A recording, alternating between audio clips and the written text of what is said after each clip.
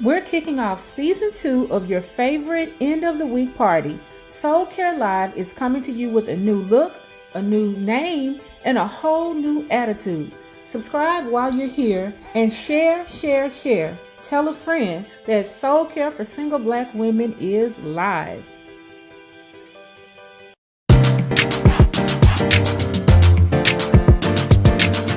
Soul Care for Single Black Women.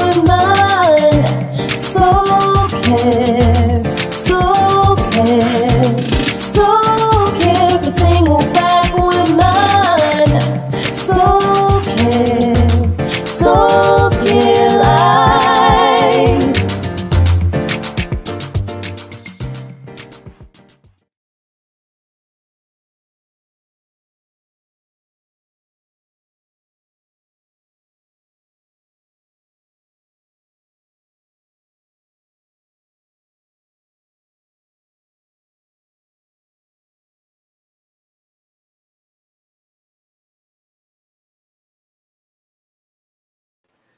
I'm so sorry. I was muted. So, anyways, I was saying hello. I am your host, Tracy Reddy. Welcome to Soul Care Live for this week. I am your host, Tracy Reddy, and I am your hostess with mostest, the one that can help you get your daily life together, girl, and your soul care. So, thank you so much for being here today. Go ahead and share this broadcast. Now, you know, we're talking about Black love today. So, you know somebody that you kiki with every night about, girl, he did this. Let me tell you what happened. That's the person you need to share this with. Go ahead and share this with them now because they're not going to want to miss this episode. We are talking about Black love. All right. So to get this whole party started, I want y'all to go into the comments. Let's see what we already have over here. Go into the hi, Lawrence. Go into the comments, and I want y'all to answer our big question for today, and that is, when you think of Black love, one, what comes to mind? What comes to mind? And two, is there a couple that you can think of that is that brings, like, when you think about Black love, it's like, I think about these two people, this couple right here. Leave that in the comments, and while you're doing that, watch this. For many years, Black love has been a pinnacle in the African American culture.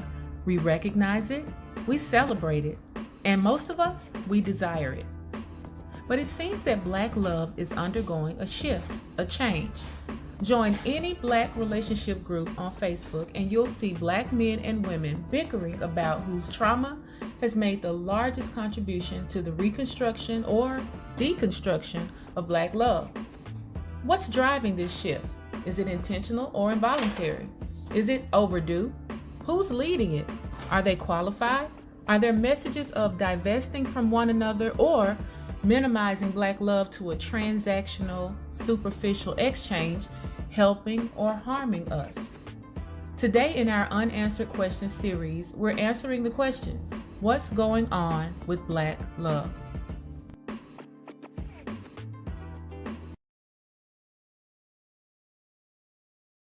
You guys, so what is going on with Black love? What is going on with Black love? That is a question that we are answering today, and it's so much that we can, you know, kind of jump into when it comes to this conversation.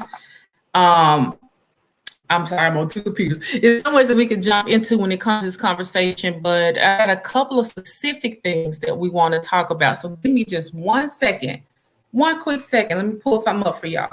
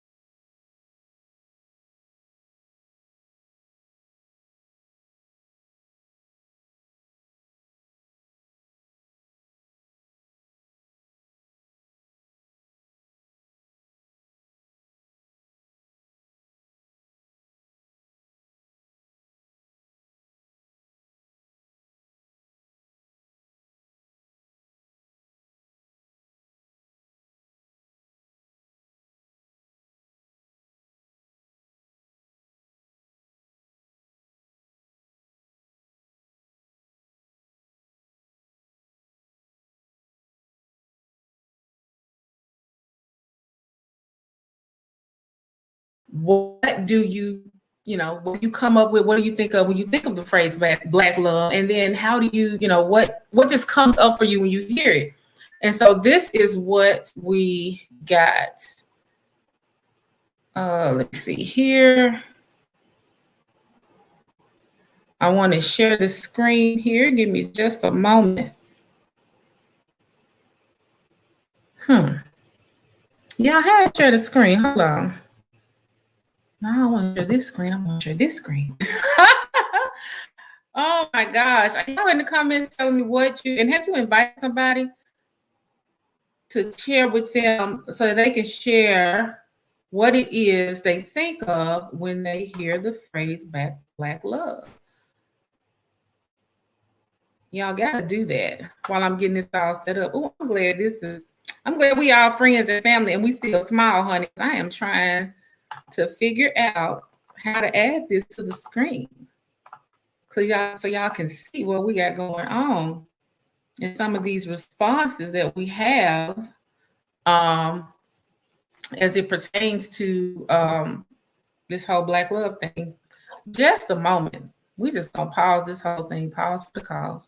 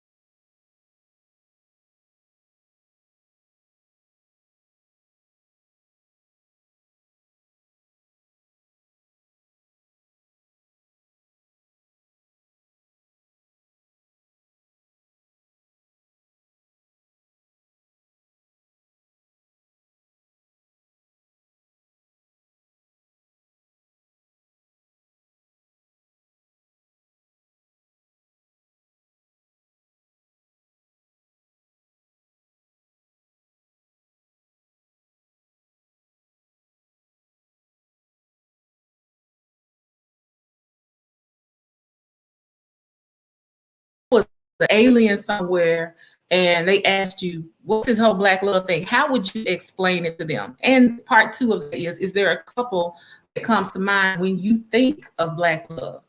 I want to hear what y'all's thoughts and comments are about this. So leave that in the comments and share this with somebody. If you just got here, I am trying to pull up something to show you guys what some other people have said as it pertains to what their thoughts are about black love. And if I can get the thing up, child, it would be awesome. We'll be getting started. That'll be a great start. Let's see. Lord have mercy. Y'all know I got this little job, right? It is not letting me be great because I would have already had all this done, pulled up, ready to go. And where I'm at, right here looking at y'all, trying to get it pulled up. Just a second, y'all.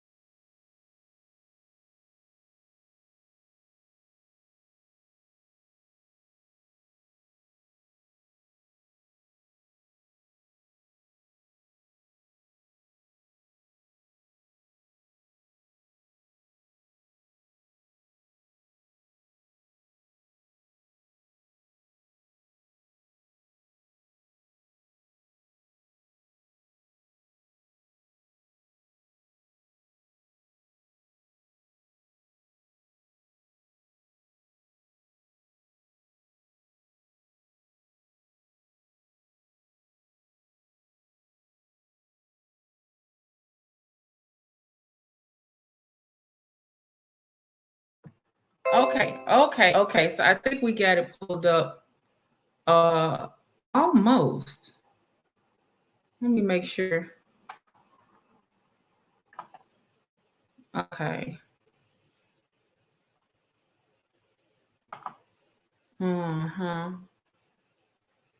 All right.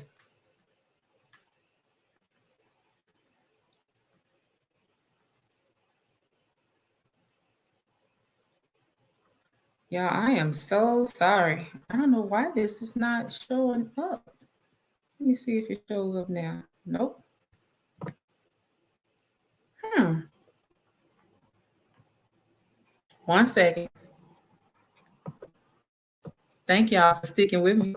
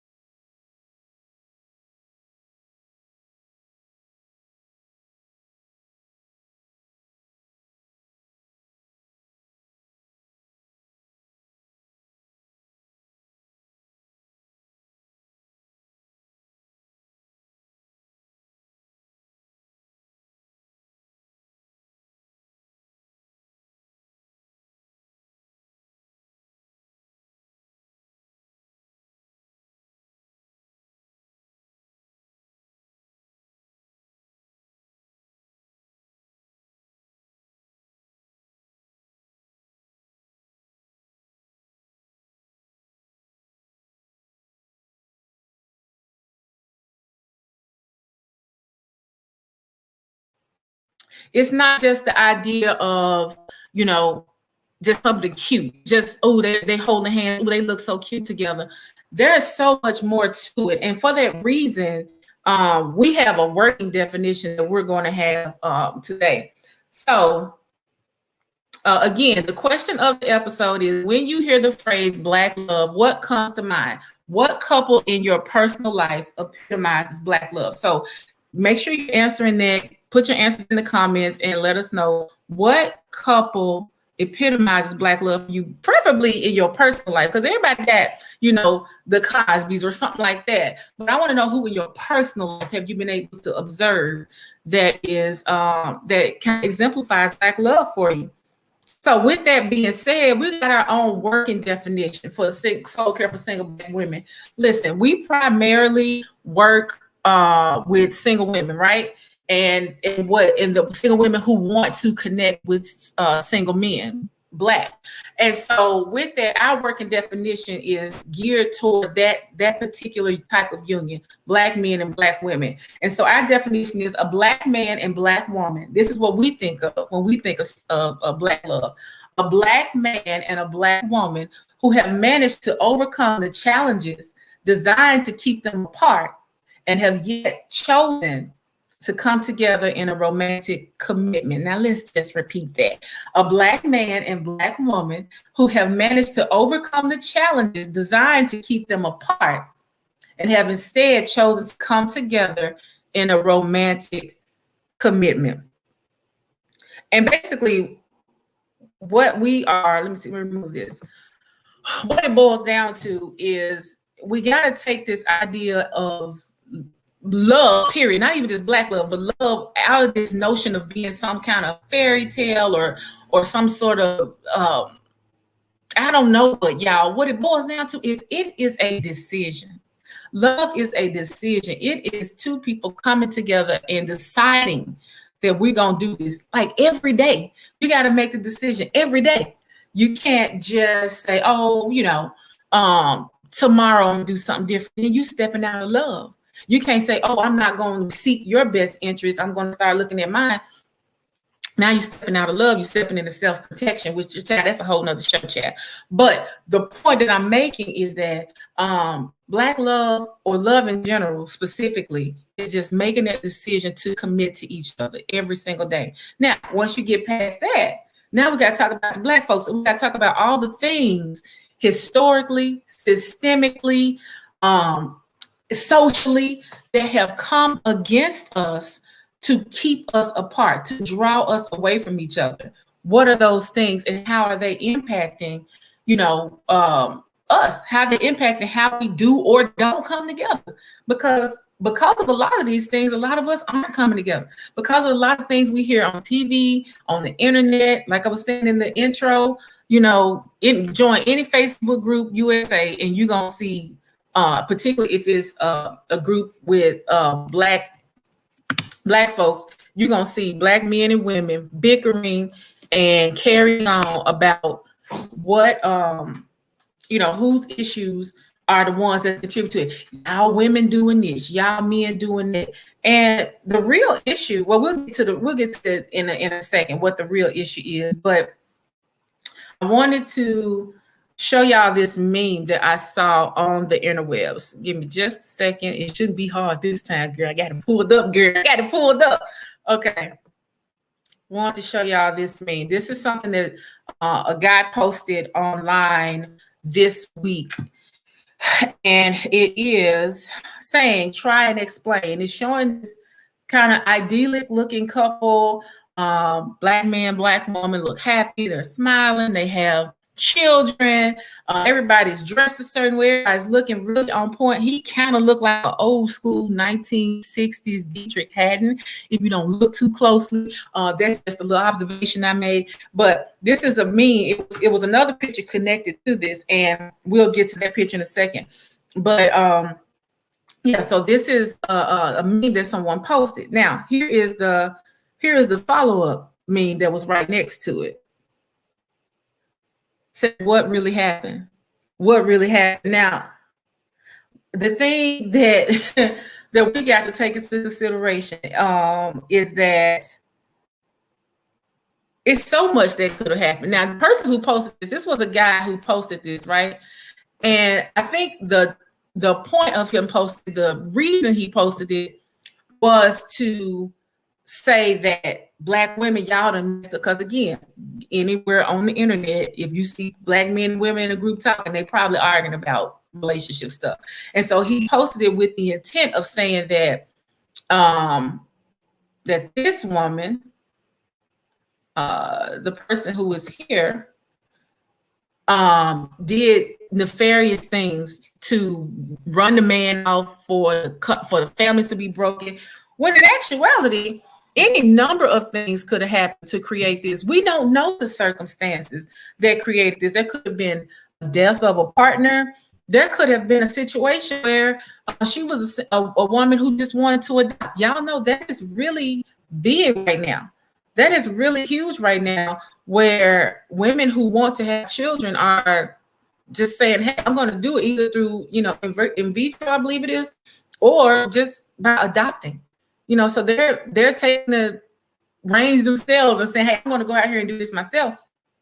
I even know someone personally who adopted like a sibling group of like 3 kids, and she was a single woman. So this situation could have been, is the result of, it could be the result of anything. It doesn't have to be because somebody did something terrible or nefarious. Now, let's say that it was, though. For the sake of conversation, let's say that it was nefarious. Let's say she just was loose out here, just as what's her name, Miss Evelyn said on the breakfast, just spreading it low and stretching it wide. Let's say she was out here doing it, okay, and just having sex and babies recklessly. Okay, let's just say that was the case. Or that's one of the possibilities. She could have done that, but then she could have also been with somebody who she loved, and she thought they was in for the long haul, and they left her high and dry, right? It could be because, hey, she just had a high sex drive and child stuff just happened. Ooh, 4 times. Could have been that. It could be because she envied and tried to match men who've been doing it for centuries. Now, again, like I said, we don't have enough context. We don't have enough from this picture. We cannot make the conclusion or declaration of what happened with this sister in her life. But what we can say is that men, and we know even from this picture right here, that Dietrich Haddon lookalike right there, that fella here, he very well, him right here, he could have very well had a whole family across the neighborhood that nobody knew about. So when we try to separate out, it's his fault, it's her fault, that this is the case now, that we have what we have now in what is being said is 2019, it's 2021. It could be said that the reason that that's there, it ain't just one somebody's fault. And that's the first thing that I want to touch on today is dual accountability. Look, if you're gonna get your soul cared for, right, sugar, if you're gonna get that inner you aligned, we can't keep saying that stuff like this is one person's fault, is one gender's fault, is the man's fault or the women's fault. Now, I do want to bring up something that that came to mind when I was putting this together. There was two things when it comes to this accountability part. I'll just say this. My husband, he's a basketball coach, and he has coached both women, or not women, but girls, and he's coached boys. Now, these are children. They, for the most part, probably have not been exposed to all the, bickering between, well, maybe they have in their households, but in their personal, like, interactions, they may not have gotten into the blaming game just yet on who's messing up what, or they may have. But one of the things that he has recognized is when he's coaching girls, they're very teachable. They're very receptive to learning and to being corrected. And he says when he's coaching boys, they just know. They already know. You ain't got to tell them nothing. You gotta. He says you have to kind of break them a little bit so that he can teach them and build them back up, because they ultimately just don't want to hear. Now, what happens to those little boys and girls when they grow up? And I think the answer to that question, and it is too, is the reason why we have things how we have it today, where there is a imbalance. And we talked about this last week. If you missed the show with AB, we talked about he would have helping the men, I over here helping the women. But we talked about, some of the struggles and challenges that men face when it comes to becoming better or becoming the healthier version of themselves. It's just something that men have not generally dived into. And so therefore we have an imbalance of program and everything for women. And women are open to it. Women are like, okay, what I need to do? I'm just trying to figure out what I need to do. Now, I ain't saying that's across the board, because honey, I came across some little young girls that I'm like, girl, come here. And they have their own brand version of things and reasons for doing what they do.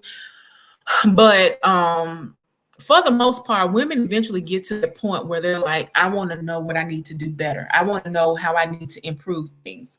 And sometimes guys don't get to that point so easily.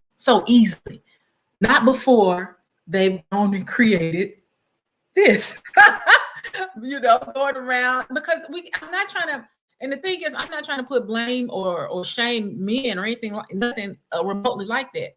I'm trying to get to the bottom of, okay, when we have this dual accountability, who needs to do what? And the thing that I'm pointing out that men need to do is to be willing to be wrong. Be willing to be open to the idea that, okay, wait a minute. Maybe I've done something a little wrong. And if you're the type of man who's like, no, I'm a good guy, I don't do none of this stuff, nothing that would create that type of scenario, then okay, fine, this ain't for you. But you got a whole slew of brothers who are. And you can watch the video from last week. AB got a whole bunch of resources. He works very, very close with the men on helping them how to navigate all that. But sisters, I'm with y'all. Got y'all. Yeah, I got y'all. And the thing that we have to be mindful of is we ain't gonna be able, even though all the pain and hurt we might have been through, we love somebody unconditionally and they broke our heart. We thought they were gonna be there for us. We dot, and dot, all those different things. Despite all of that, we are responsible for healing. We are responsible for doing the work that we need to do so that we don't keep contributing to this deconstruction that we see of Black love. And I say deconstruction. I said deconstruction because, oh no, he says he can't hear me. My husband's watching. He says he can't hear me. Oh, he says the picture is distorted. But this deconstruction of Black love is something that we have to recognize that both parties are contributing to it. Both parties are a part of the problem and the solution. And so men, I've already talked about what they should do. We got a whole show to that last week. But this week, we're talking about women. And well, not just women, but we're talking about the dual accountability. And women, we can't get so attached to or comfortable with our pain that we and use it as this kind of shield to protect us from any future pain, that we don't deal with it, that we don't heal it, that we don't handle it. I've talked to so many women, both young and old, that are just like, well, this is who I am. I don't want relationship. I don't want this. And I'm like, that is so, not saying that's problematic, but I always wonder when I hear somebody say that, what is it birthed from? Are you just naturally a loner and don't want to be bothered with another person? Or have you had so much trauma in your life that you're just like, I'm not going to. So if it's the latter, then there's work to do. There's work to do. And if that's the case, you got to do your work. You just got to do your work, which is a great time to plug the Soul Detox. You can be a part of the Soul Detox program. Ladies, it is a 6-month program designed to help you. It's a process already laid out, designed to help you move through and navigate the healing process and overcome all your relationship trauma. So with that being said, we're going to move into a part of the show where we're going to talk about moving things forward and finding solutions. So one of the things in going into the solutions about, again, where the men have to do, we talking about both, right? We talking about both. And getting into the part where men have to do or should do, I came across this meme and it was just so like, I never thought about it like this before. Let me show y'all.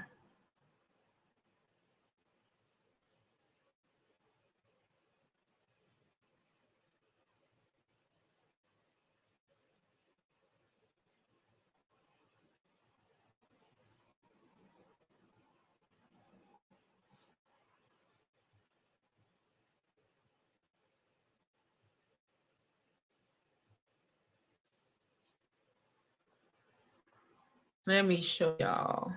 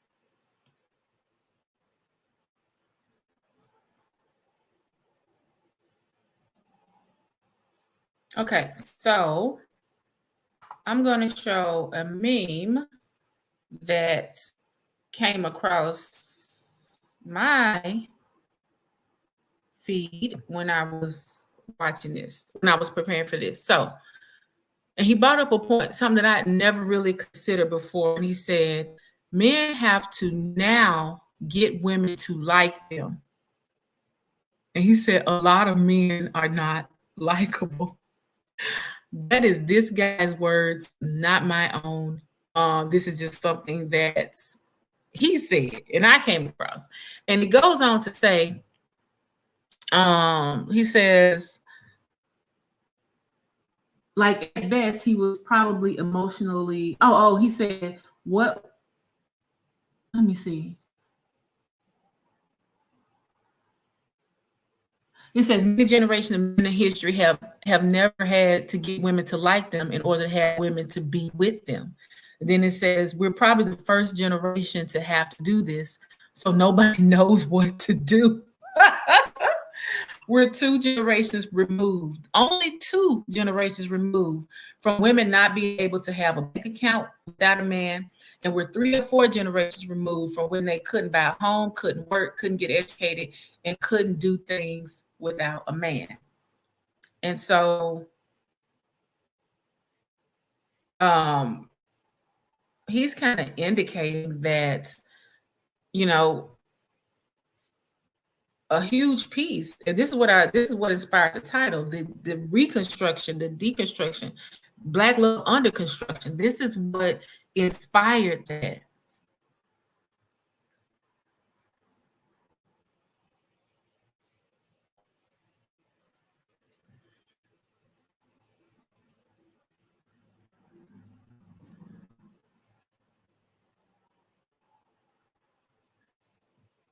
I'm getting messages that the thing is frozen, and so I'm not even sure if this is even coming through clearly or properly or whatever, because I do see this thing popped up on the screen saying Wi-Fi is weird. And hold on a second.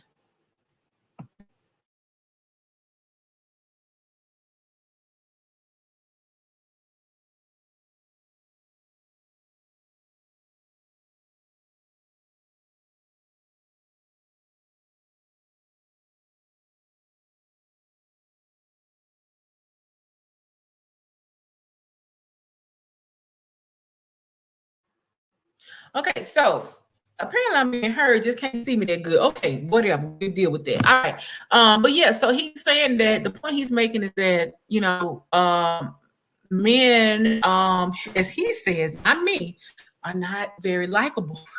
And that men don't know what to do to get women to like them too.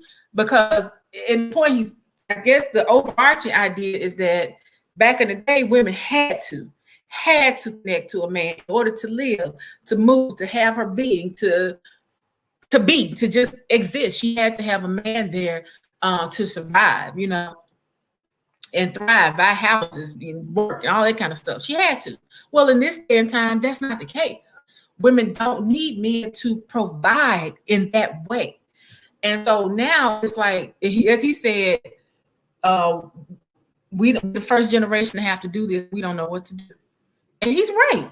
And when you say generation, we can look back 20 or 40 years maybe in talking about, or maybe 15, 20 years, and think in terms of that Black women specifically are very, very stable, very, very stable financially, and able to do things and are doing wonderful things. Most educated group in America, all that kind of stuff, fastest growing group of entrepreneurs, like Black women, investors. Black women are doing major things. I'm not saying that Black men aren't, but we're trying to get to the point of what is causing this chasm, this shift, this reconstruction of Black love. And with that, a major shift in it. And one of my friends talks about this from time to time, that she says, I feel sorry for men because they don't know how to deal with today's women. And this gentleman is saying the same thing. And so again, we're still talking about dual accountability, because I'm getting to y'all in a second. We're still talking about dual accountability and the fact that one of the huge pieces that's causing this separation, this shift, this break between Black men and Black women is the fact that the men are having to navigate women in a way that, one, is probably uncomfortable, two, completely goes against his ego, because for centuries even, it has not been the case that a woman necessarily has to like you. As long as you can provide in a certain way, then, then she can connect to you and reasonably you like, I'm here, I'm providing, that's it. And I think that's why when we think back on like some of our childhoods, we had a situation where we were, not a situation, but we had my husband and I were in a counseling group, and it was about 25 couples in there or so. And they asked who had a father in the home, and several of them, a lot of them did, but the thing was that nobody felt that their father was present, like emotionally, mentally present, because we're coming off the heels of, if he's just a provider, then that's good. And I think men are starting to feel the weight of that as women are being able to provide for themselves, do things like that. I think the rise of a Kevin Samuels and it's a whole nother genre of men, red pill men, who are talking about all that.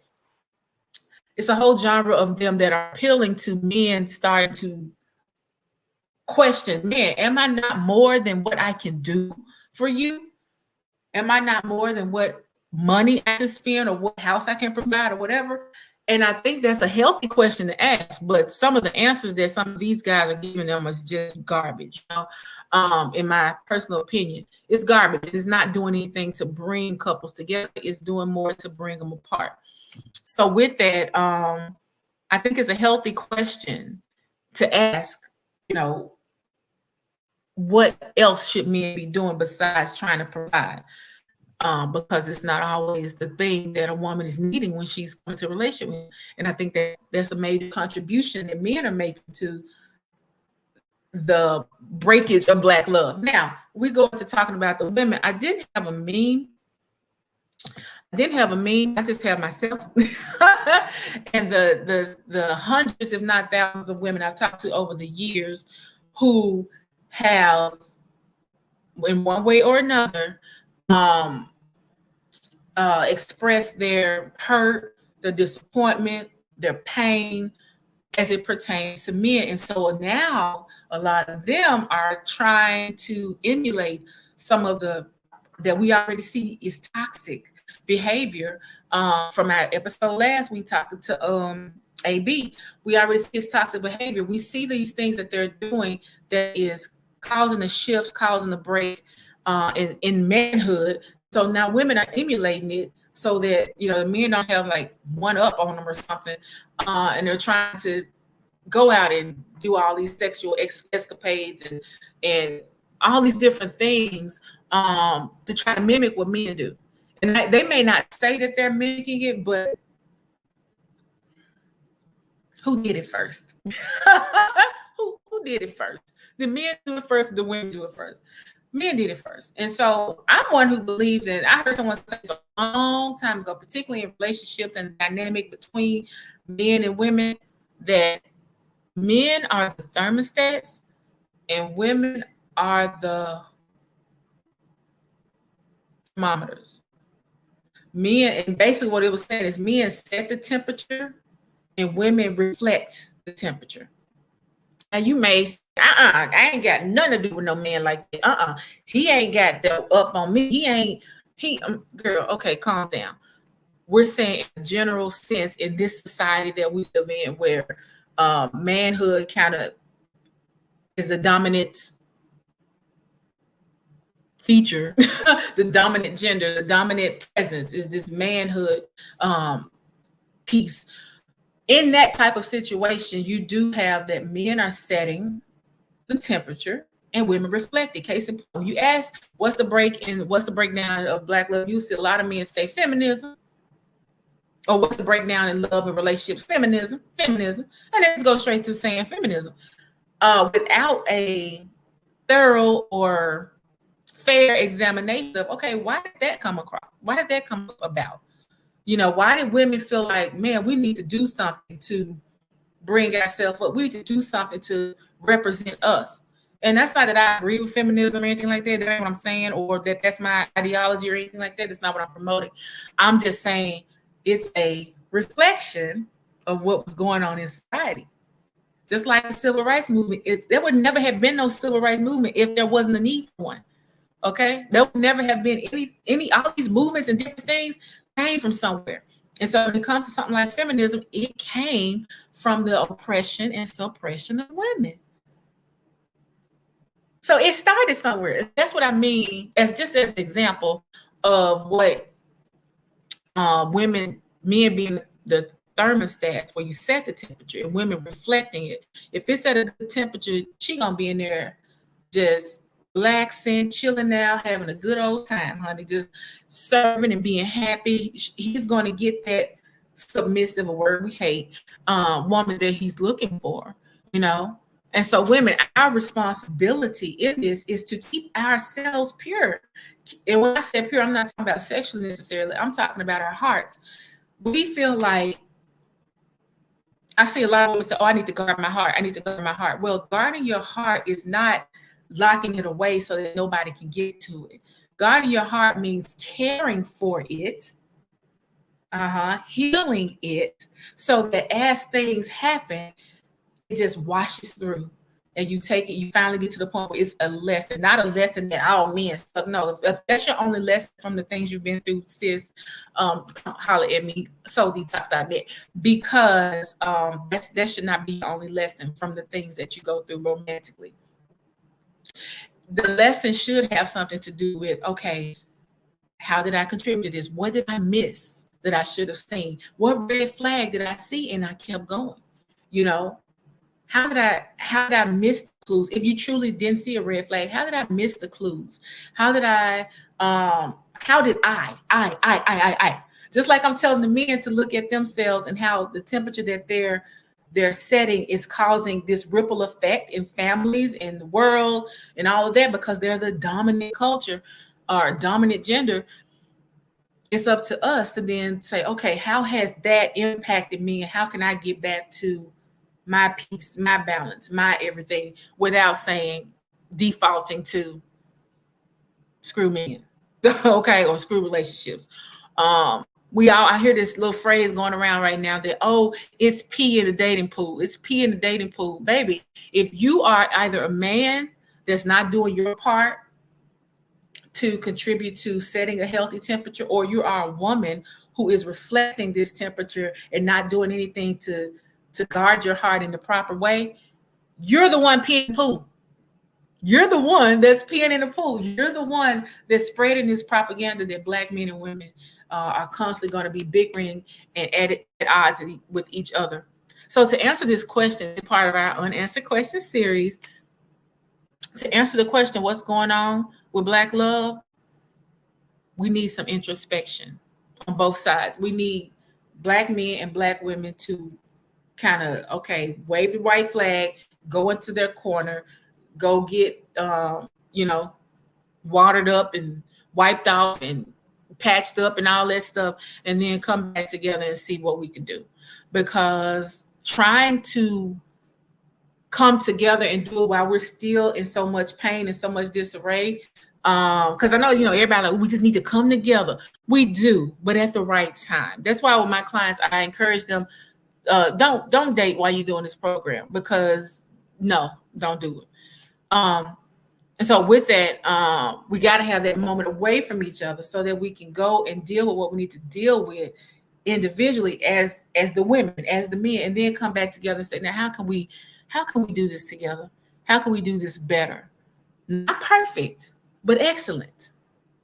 Not perfect, but excellent. Excellent is both of us are putting forth our absolute best effort. We're not doing anything to sabotage this. I don't have any underlying fears that I haven't shared, or triggers that I am not working on or I'm unaware of, or if anything comes up, I'm willing to deal with it appropriately. That's how we come together. That's when we come together, after we've both been over here in our own separate corners doing the work we need to do. Until then, we will be at odds with each other. You will be able to go into these Facebook groups and see us just button heads. And I know it's not the most of us. It's not the majority. I think it's just they get a lot of airplay. They're very consistent. Yes, the people who are angry, hurt, and upset, they are very consistent at sharing their anger, their hurt, and their upsetness with opposite gender. But those of us who feel like we have done that work and we are able to come together in a peaceful manner, we need to be a little bit more vocal as well. We need to be a little bit more vocal about how we got to that point. And we have a show that's coming up. Actually, is it next week or week after next? Maybe next week, where we're going to have a young lady on who's going to be talking about, that first relationship after you've gone through your, most traumatic ones. We're going to have that. We're going to have that conversation next week. So yeah, there is a time and place for us to come together. There is a time and a way for us to come together, but it has to be at the right time. Otherwise, we're going to do more to pull each other apart than to pull together. So with that being said, I'm not even sure on what all has happened here. If necessary, I might even record this again later on this week. Just record it and then post it, because this is an important conversation that needs to be had. This is something important that needs to be talked about. And I see my little Wi-Fi thing up here saying unstable. So I don't really know. My husband been texting me, telling me different things. So I'm not even sure how this is going to show up on YouTube. But if it's not right, I will literally just record it and do it all over again to make sure you guys are, because I saw people coming in and leaving now, so we don't even really have any comments. Ew, I don't like that. But if it was a connection issue and the screen was frozen, I totally would have gotten off as well. Would have got out of the room as well. So all that being said, I'm gonna show y'all these t-shirts because I brought them down here to show you. Yeah, I did. So look, I started to wear them one day, but I didn't. And in case you didn't know, Soul Care for Single Black Women, Tracy Reddy, has t-shirts on the website. Go to tracyreddy.com / I think shop or shopping. Shop. It's a button at the top of the screen, girl. It says shop. But anyway, and we've got these lovely t-shirts. Here's one that says, oh, can you see it? Healed women think, talk, and date differently. Then we have another one that says, now this for y'all who ready to do the work. For y'all who act like you already got it all together, who probably need it the most, or who the main ones saying, oh, I don't know. Get you one of these shirts, girl, and get busy. This one says, pardon the mess. Oh, pardon the mess. I'm unpacking my baggage. And then this last one says, single, dating, engaged, married, becoming my best self. So all of this is on the website at tracyreddy.com / shop. Let me see what it is. I think it's tracyreddy.com / shop. Let me see. I think it is. Yes, tracyreddy.com / shop. So you go there and you can grab you one of these lovely tees. Actually, the shirt, this one right here, this actually is the one that you can get when you join the Soul Detox. Okay, so you can't just buy this one. There's another one on there that's similar to that one, except it's black and it says breaking old patterns. So that's the one to the public. But this right here, becoming my best self, is something that we gift to ladies who join the Soul Detox. So you gotta join if you want that one. But there is another one that's very similar to it on the site. So anyways, y'all, to answer our unanswered question for this week, what's going on with Black Love? What's going on with Black Love is that we have men and women who need to go into their separate corners, do their work so that we can recreate these bonds, these happy feelings that we think of when we think of Black Love. The one sister who replied and said, I've seen it on TV, but I haven't really been able to recreate it in my life. That is something, it's a reason for that. And I'm not speaking to her specifically, I'm speaking to all of us. Even me, even myself, there was a time where I sabotaged relationships because of the things that were going on inside me that I hadn't dealt with. So it's not something that's just exclusive to, oh, them over there, the others. No, it's all of us. We all have that obligation to go somewhere and handle ourselves. That's what's going on with Black love. That's why Black love is under construction. Men, go learn how to court a woman and not just objectify and sexualize her. Ladies, go learn what to do with that pain that you've experienced. And if you're somebody who says, oh, I don't need to do all that, I don't care about all that, I just need somebody to get paid, well, then you gonna grow up, sis.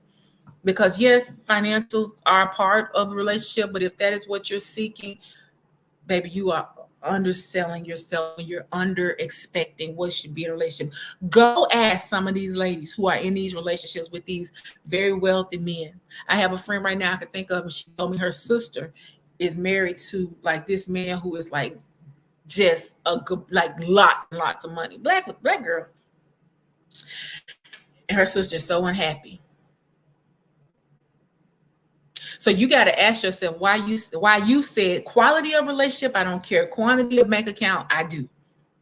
That is a result of something. Either somebody never taught you the ins and outs of a healthy relationship and what the real building blocks of that is, or somebody hurt you so bad that you said, forget it. If I can't have a good relationship, I will just have one where I seek to be well compensated. And you can have so much more than this. Just go do the work. Just go do the work. Don't listen to these people. There are so many people who are saying, oh, don't, that are really advocating this. Like it's whole platforms on this very YouTube where ladies are telling you how to be gold diggers. And I ain't talking about GOAL. And I mean, that's what you want to do with your life. But I'm just saying there's so much more that you could have than just somebody of means. You can have somebody of means and who treats you right, because there are rich guys who actually have quality relationship skills. But you just want the clown that just got the money. Girl, it's so much more than that. It's so much more available than that. So again, everybody, that's what's going on with Black love. We need to go into our separate corners, come back, do our work, come back, and then let's just create some amazing relationships. All right, you guys, I am going to get off here. Again, like I said, if this video ain't right, I am going to re-record it. Like just record it and then upload it so that y'all can hear it and maybe premiere it live sometime this week. But other than that, y'all be good. Talk to y'all later and have a great rest of the day.